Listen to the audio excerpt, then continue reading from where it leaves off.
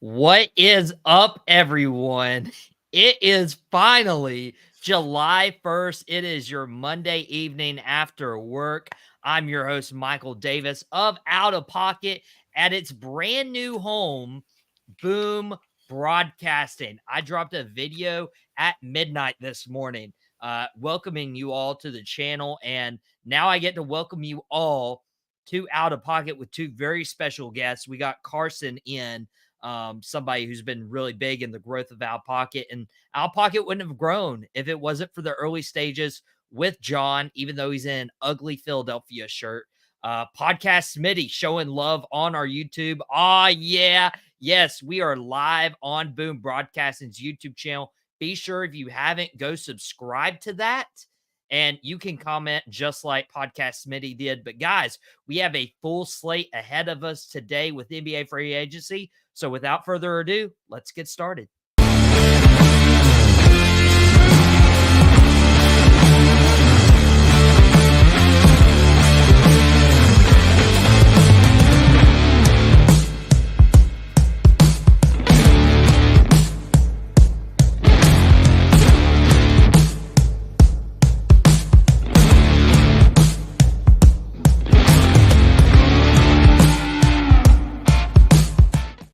It's time to get out of pocket. I'm your host, Michael Davis, joined by Carsen and John. Guys, this has been interesting, this NBA free agency period going on right now. Starting out with Paul George joining the Philadelphia 76ers. George receiving a 4-year, $212 million deal, along with Tyrese Maxey returning, Kelly Oubre returning as well. But here's my issue with these big name free agents. It feels like every year we have these big name free agents, whether it's the NFL or the NBA, and they just fizzle out. Like they just don't care. It's not like they move the needle when they go to their new NBA teams. I'm sure, by the way, shouts Podcast Smitty, Wayne, and Shelby. Shelby won our giveaway on Boom Broadcasting. But it just feels like to me with Paul George in his new city of Philadelphia, I don't think it moves the needle. I feel like the Philadelphia 76ers still finish around the third or fourth seed and don't even make it to the Eastern Conference Finals. I know John's hoping for a different result, but do you actually see it going that way, John? Yeah, I think so. I think if you look at the other two top teams in the East, I think it's kind of undeniable that at the very top end, the Sixers are more talented.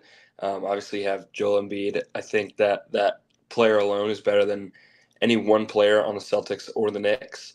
And then also, when you look at how those teams are constructed, they're not constructed to play with a center or a big body.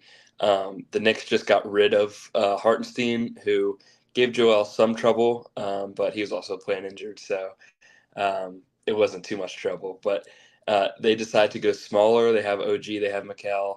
And then the Celtics, I mean, Al Horford is up there in age. He might retire. Kristaps Porzingis is not the biggest body. And typically it's been those big bodies that give Joel Embiid trouble historically in the past. So I like the move. I think it does help them a lot. And I think Daryl Morey has been redeemed in a lot of ways by this plan and how it worked out for him. And I have to look at, where Paul George has been before. Like Indiana, that was to me prime Paul George. And then you had an OKC stint for a couple years. And then with the Clippers the last 5 years, it just feels like the Clippers are there. There was so much hype between Paul George and Kawhi Leonard and then James Harden. And it never panned out, Carsen. I don't know what it was. Well, I don't really hold any of that against him. The Clippers are just kind of a broken organization as it is. I'm not going to hold that against them. I think it's honestly a great move for the Sixers. I think they're title contenders now, and depending on their health come playoff time, I could see them being my favorite. Now, obviously, all of that is dependent on health, and Joel Embiid and Paul George both have some problems staying healthy, but I love it.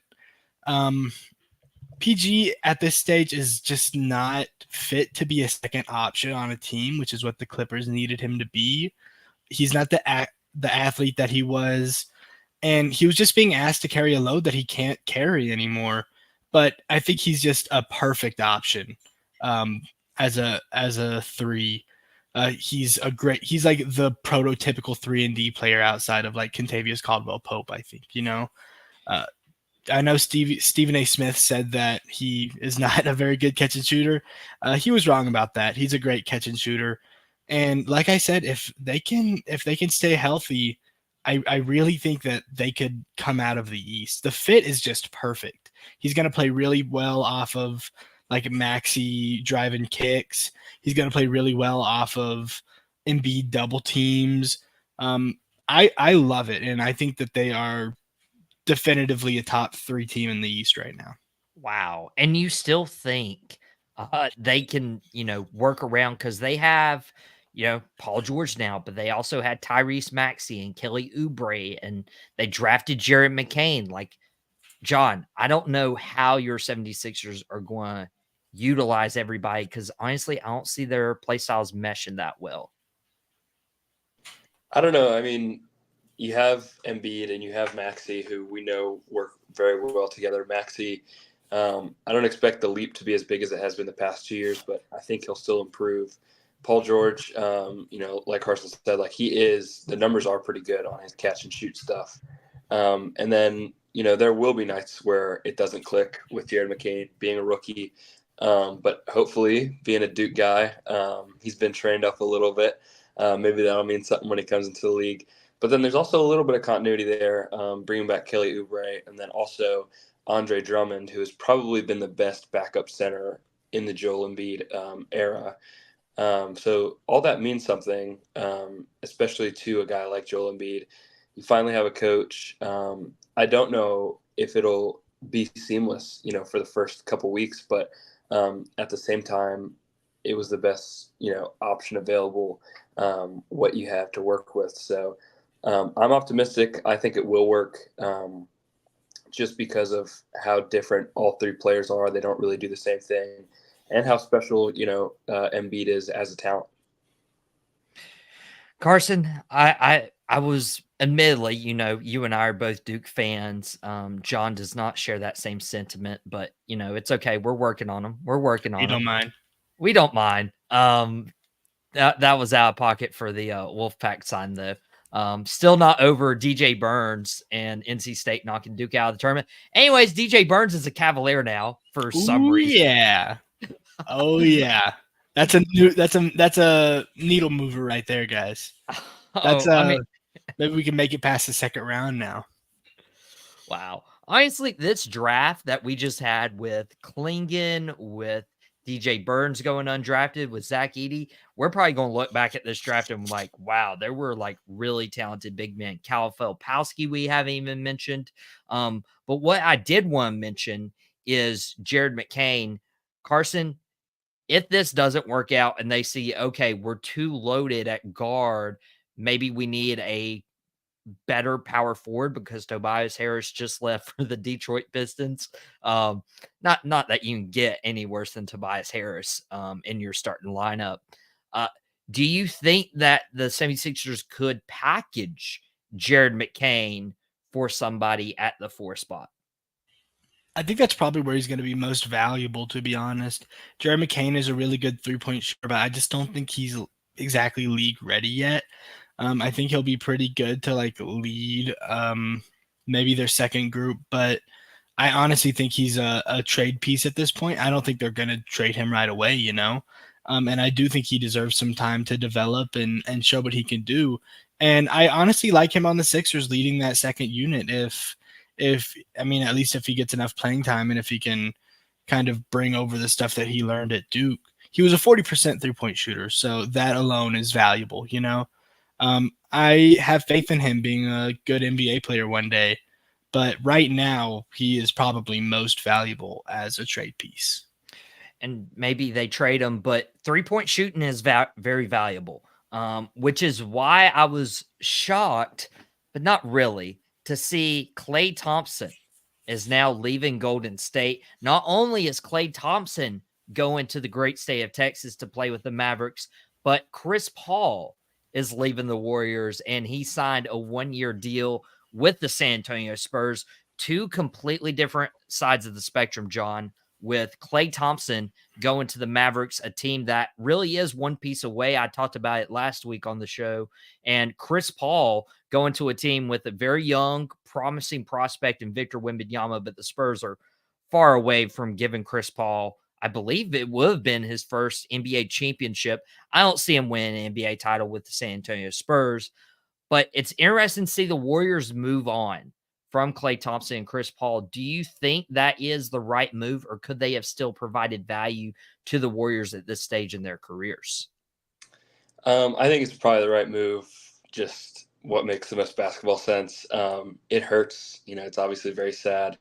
The Warriors were the team that I can remember watching and dominating the most in the NBA.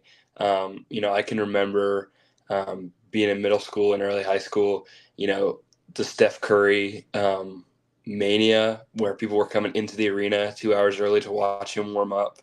It seemed like there were 10 kids in each class that owned like a Steph Curry jersey or Steph Curry shoes.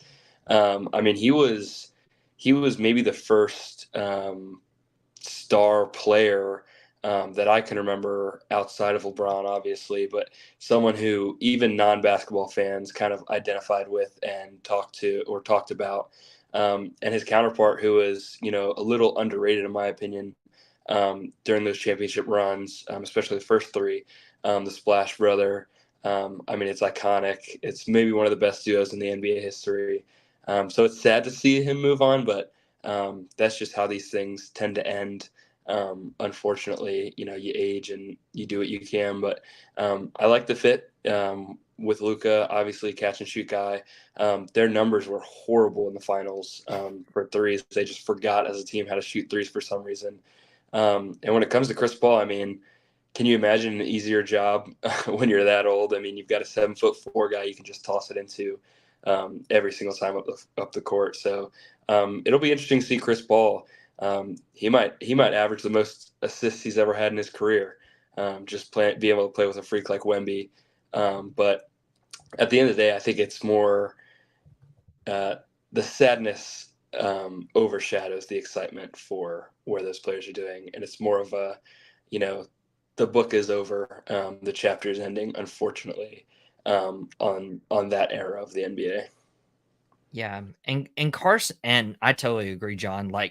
You and I, we all did. We all grew up on that era of basketball, so it's really hard, seeing Chris Paul at age 38, if I had to guess, 39 actually, from Winston-Salem, North Carolina, not too far away from where I grew up. But Paul's been on the Hornets. He was on the Clippers, the Rockets, the Thunder, the Suns, the Warriors, and now he's going to the Spurs. And the guy who is third all time in career steals, the third in all time in career assists, one of the best players ever in a sport that is measured by how many championships you won. It looks like Paul didn't take a step forward in that journey. And Carson, is it safe to say he probably won't ever win a title at this point? Because he could have went to the Lakers. Yeah, it's really sad. I don't think that he will ever win a title. I think this was the nail in the coffin. And the thing is, I like the trade. I think Chris Paul is an upgrade from Trey Jones, and I think his playmaking will go really well with Wemby, just like John said. And it just really sucks. I don't think there's a player in the league more deserving of a NBA championship than him, just for how long he has just been a great basketball player. Basically from when he entered the league to 2-3 years ago, he was a great basketball player. He never won an MVP, and he was right there so many times. And I really don't think that there's any other player in the league that is more deserving of a ring than him. But you know what? He's one of the smartest players ever. And I really think he could help a lot of these young San Antonio guys like Wemby if he embraces that mentor role. I don't think he'll ever win a championship, but his legacy will live on. He's one of the greatest players this game has ever seen. I would agree with that, especially with his mind for the game. And it's disappointing because there were chances with the Clippers when they had DeAndre Jordan, Blake Griffin, JJ Redick, John's favorite head coach in basketball history, Doc Rivers, leading the way. Houston Rockets is pairing with James Harden. We're like, okay. OKC, it was like, meh, but then he went to Phoenix with Devin Booker, DeAndre Ayton, Kevin Durant as well, and was like, okay, we're getting somewhere. And then now he's going to San Antonio, and they're far away from winning the title. And John, you may have faced when I said Chris Paul could have went to the Lakers. That's the destination that everyone thought he was going to go a long, long time ago when Kobe Bryant was still in the league, going deep in the playoffs.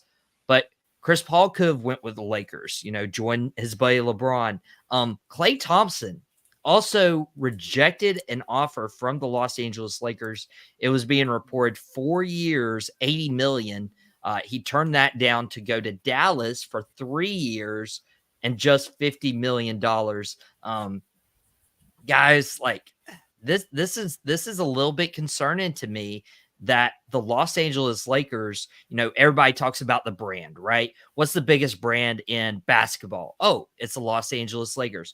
That's why LeBron James went there. LeBron's apparently, the best player of this generation, but even that can't entice players to want to come and play for the Lakers. They just got JJ Redick as their head coach, where it's like, okay, he's very unproven. He was a good basketball player, but very unproven. LeBron's always wishy-washy. He opted out of his player deal, probably wanting to take less money to hopefully attract one of these bigger name free agents, but none of them are coming, it seems like. John, are you surprised that, Klay Thompson or Chris Paul or Paul George didn't jump to opportunity to go to the Lakers? Or do you feel like there's a reason why players aren't wanting to go? Yeah, I mean, half of the allure or the reason players want to play for the what you call the brand of the Lakers is because it's Los Angeles, it's California, it's the beach, it's a big city. But Clay's had all of that in the Bay Area for the past however many years, 8 years. And he is, I mean, he's like a top 3 figure in that area when it comes to sports. Like Steph Curry is, obviously alone at the very top. And then it's got to be Klay Thompson, and then maybe Brock Purdy or Bosa or George Kittle or something like that. I mean, he is like a legend in that area. So, all that allure that might typically attract someone to play for the Lakers, he's kind of been there, done that. And also, he's paid California state taxes for the past 8 years. So I read earlier that was a big decision, or that was a part of the decision-making process, why he ended up choosing the Mavericks. It was, less money, but it might end up being more money, or the difference isn't actually that large because, the difference in state taxes, that's a big reason your boy Jimmy Butler decided to come to Miami. That's part of the Heat culture is no state taxes. So I don't think it so much says anything about the brand of the Lakers, or I don't want to play with LeBron. I think it's just what Klay Thompson is in this stage of his career. So it wasn't surprising to me. And also, to clarify, that is why Jimmy Butler will stay with the Miami Heat. He is not leaving. I am about tired of all these rumors. And hopefully, now that Paul George is re-signed in Philly and Tyrese Maxey's re-signed in Philly, hopefully this puts to rest all the Jimmy Butler back to Philadelphia. He would never, A, leave Miami, and B, go back to Philadelphia. Real quickly, if you were Spoelstra and Matt Ishbia, the owner of the Suns, called you and said, "We'll give you Kevin Durant for Jimmy Butler right now," what would you do? No, that's an absolute no. Just a quick question. Kevin Durant is like the epitome of, oh, do I want to play tonight or not? What about what if LeBron James, if they called up and said, "We'll give you LeBron James for Jimmy Butler," what would you say? Well, we've already had that experiment with LeBron James, and I like Pat Riley having control over this roster. I don't want some 37-year-old mid-year vets Oh my coming gosh. in for the What, what minimum. what if the Bulls called them and said, "We'll give you 1991 Michael Jordan for Jimmy Butler"? Would you take that deal, Michael? What are we talking about? Come on now. Jimmy Butler is basically 1991 Michael Jordan's son. I mean, it's been proven. It's factual. No, it's like, guys, once you find somebody who fits your culture and fits your atmosphere, fits the team, you keep him and you keep him happy. And Jimmy Butler is not going. I've seen the weirdest things. Like, he'd go back to Philadelphia, or he'd go join LeBron and the Lakers, or he would go to Houston, of all places. Like, Houston has much to offer. Like, it just doesn't make sense to me. And again, Jimmy Butler would not go to the Lakers, Carson, because I don't know if they've lost their allure with these free agents. What do you think? No, it's still LA, there's so much to offer. This wasn't even a great free agent class. I don't really think they're missing out on much. After Paul George and really after Paul George and KCP, there's just not much to offer. I don't think, like I said, I don't think they're missing out on much. Um, I mean, they're probably going to stay stagnant. They're probably not going to get any better, which just means you're getting worse. Maybe if they can somehow pull off a trade for like Brandon Ingram or something, but I don't see that happening either. I don't think it's got anything to do with LA. I don't think it's got anything to do with LeBron or AD or Rob Pelinka or something like that. I just think that, it's this year and we don't have a lot of free agents. And all of these free agents also aren't like really flashy players who seem like LA would be their style, like PG maybe, but like KCP, he's not an LA guy, like he's more of a small market. I just think it's one of those years. Now, it is interesting you bring up Kentavious Caldwell Pope. And by the way, guys, it is finally here. July 1st is finally here. We've been advertising this down below. A Boom Broadcasting launching July 1st. That's where we're streaming right now. So if you are watching our YouTube channel, just like Mac, Podcast Smitty, Pam, Gorilla Toes, Shelby, Wayne. Never thought I'd say Gorilla Toes on air, but there you go. They all got a shout out because they comment on our YouTube channel. That's where you can comment. That's where you can subscribe for more Outta Pocket. Other shows that are very, very, very soon going to be announced on our social medias. Don't want to give too much away, but you guys should know. You guys should feel the vibe right there. We mentioned Kentavious Caldwell Pope. He actually signed with the Orlando Magic. People are thinking the Orlando Magic is a nice destination right now. Again, John mentioned Florida, no state tax.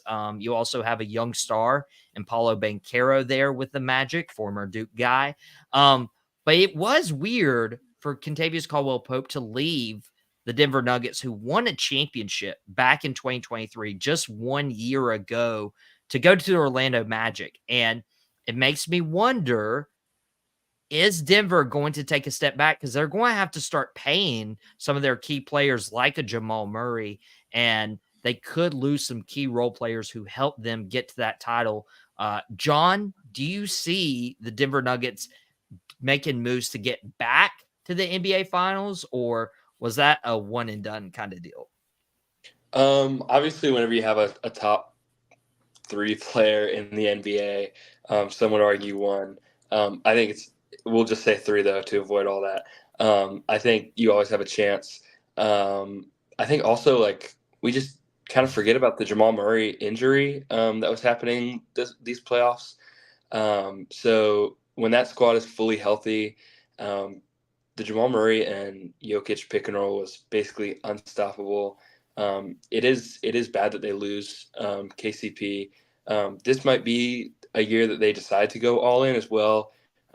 Jamal Murray, I think, has 1 more year on his deal. So after this year, you'll have to pay him. So if I were them, I would stack the roster, try and do as much as you can this year, knowing that you have the payday coming next year for Jamal Murray. So I expect them to be competitive. I mean, when you look at the West, I don't know who is like the most challenging to them. Maybe OKC. probably Minnesota. But yeah, I think when you have a top 3 player, you got to do all you can to win that exact year. So, Carson, I mean, I know you probably want to talk about KCP, but I just saw breaking news come through on Outta Pocket. This is why we do it live, by the way. We had huge breaking news when we covered the NBA draft last week, and now we have huge news covering the NBA draft. And this is so breaking news, I don't even have a graphic at the bottom because the Celtics have agreed to terms with Jason Tatum, 5 years, $314 million. That's a Ooh. million. Including a player option and a trade kicker. Jaylen Brown was already like the highest signed Celtic in history, and now Jason Tatum is right there with him. Wow, that is It's a that's lot of money. wild. Yeah, I'm not gonna say overpay. I think Jason Tatum is a top 10 player, but you're kind of hampering yourself for the future, I think, a little bit. Just giving out so much money. You're gonna have to pay these guys eventually. KCP is gonna have to get a bag eventually. Drew Holiday could ask for a bag. Like Derek White is gonna be on a higher deal. Like these guys are gonna ask for money. And I think it's really kind of a problem with just the modern NBA in general. One that I've had a problem with is just like everybody needs so much money that like how are you supposed to allocate it to players? So it's like some people are going to be overpaid, some people are going to be underpaid, and we haven't really been able to find that happy medium. But you know, you gotta get your guy, and Jason Tatum is their guy, and they just won a championship, and they're going to try to do it again, and they don't want anybody walking. So I understand it. Yeah, I understand it. Good for them. Yeah, I don't know, Carson. It may be a little out of pocket just because the NBA is bringing in so much revenue. I feel like True. that's why, even in the NFL, like we're seeing contracts get more and more and more because teams are allowed more money to, finagle with their roster. But 314 million is still a lot of money. That's wild. John, what do you think about that extension? Was that fair to do, or is that going to handicap them and their title aspirations? I think it makes sense. I mean, they're bringing back their entire rotation next year. Everybody signed through next year. I saw White did get an extension today. It makes sense Tatum gets the extension. I don't know if you guys saw this, but the owner is also selling his majority stake or the representative for the group that owns the Celtics. And I saw earlier today, I think it was definitely under $400 million is what they bought the Celtics for back in like 2002. And so it's just crazy to think that, 2 players are now going to make more than what the owner bought the team for all those years ago. It's insane. It's only going to get bigger with the NBA TV deals that are coming down the pipeline. The cap is only ever going to go up. So it makes sense. And, you just saw this team win a championship. So why wouldn't you try and run it back as much as possible and reward the guy that was probably the best player on the team? Yeah, it's wild, and also Boston might be sold here soon. Max saying money, but Nick, good old Nick right here. Quick question: do I press the submit button to comment or the like button? I'm doing both, and that's exactly what Yep. you guys should be doing.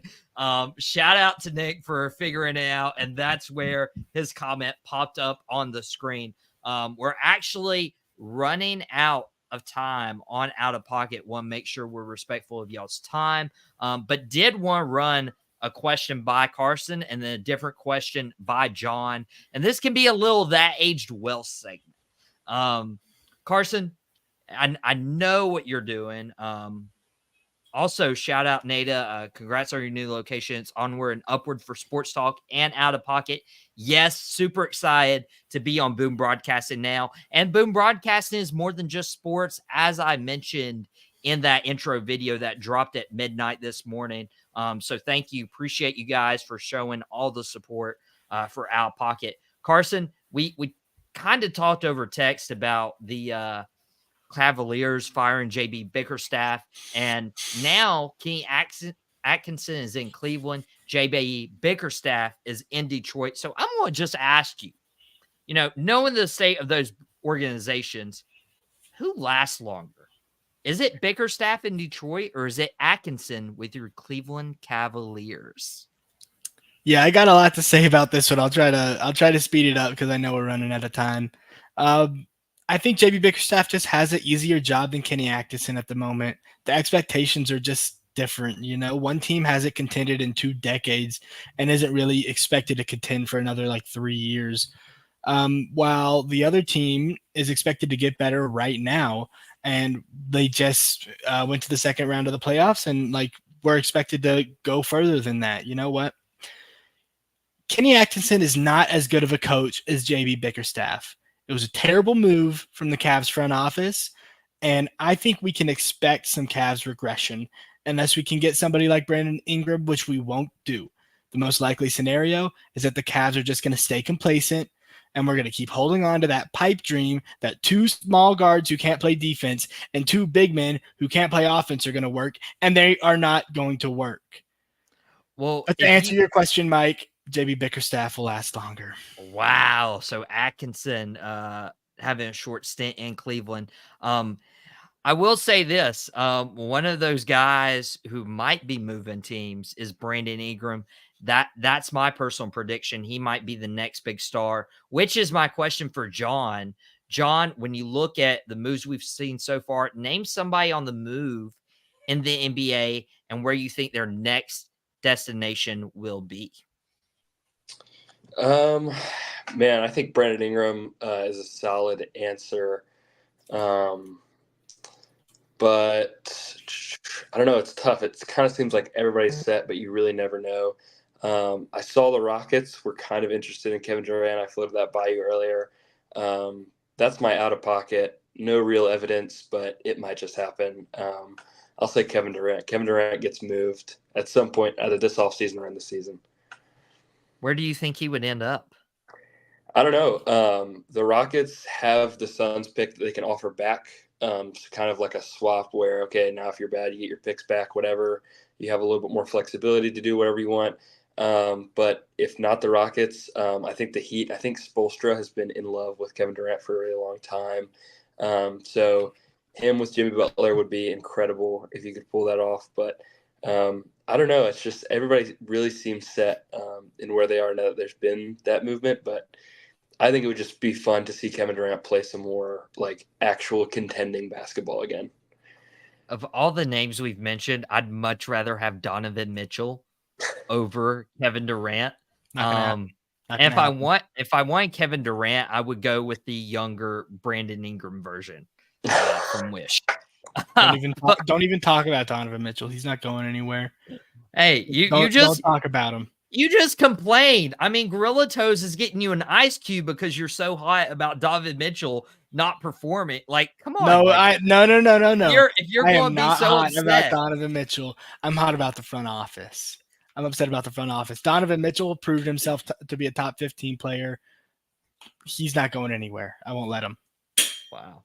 Shelby, thank you so much. Appreciate you guys. Appreciate all the people watching us now on our new home of Boom Broadcasting. Did want to mention that we will be here permanently. This is where Boom Broadcasting's home is. You don't have to oh no, where are you? Where are you? What time? What time?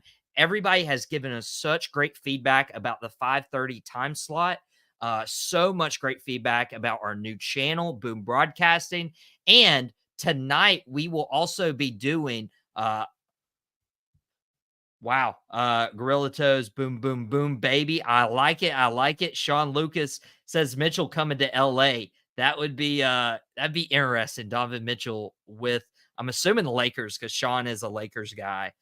Sean will be doing a wrestling podcast on Saturday mornings. And tonight I will be with Mouthing Off with Mike. We're doing nightcaps. That will be a live recap of wrestling. Mondays with Raw, Tuesdays with NXT, Wednesdays and Dynamite, Fridays and SmackDown. We'll be doing that. So that will be live immediately after Raw is off the air on this YouTube channel. Marcus asking, but who would you want if Mitchell gets traded? Carsen, that's a good way to end the show. Who would you accept for Donovan Mitchell?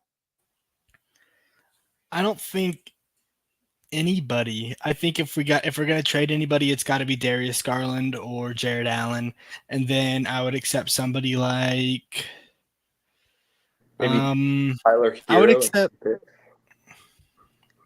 if we could move Donovan Mitchell to the one, because I think he is a really good point guard and playmaking. I would take somebody like Brandon Ingram. I would take somebody like OG Anunoby.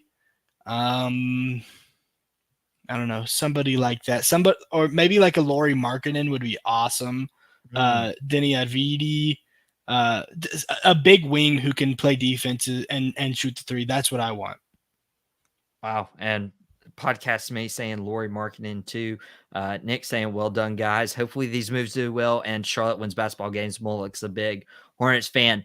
But we are out of time for today. Thank you guys so much for being on Boom Broadcasting, our debut with Outta Pocket on this new channel. You can subscribe so you won't miss tomorrow's episode, because we are back tomorrow, Tuesday, same place, same time, right here on Boom Broadcasting. But for Michael Davis, Carsen Williams saying like and subscribe, please, and John Cox in that ugly shirt. This has been Outta Pocket, and we will see you again tomorrow at 5:30.